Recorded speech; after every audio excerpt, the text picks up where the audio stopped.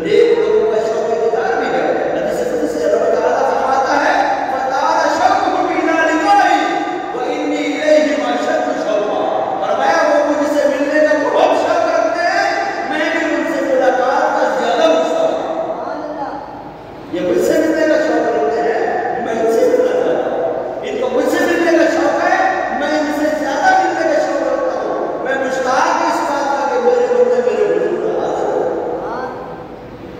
बंदा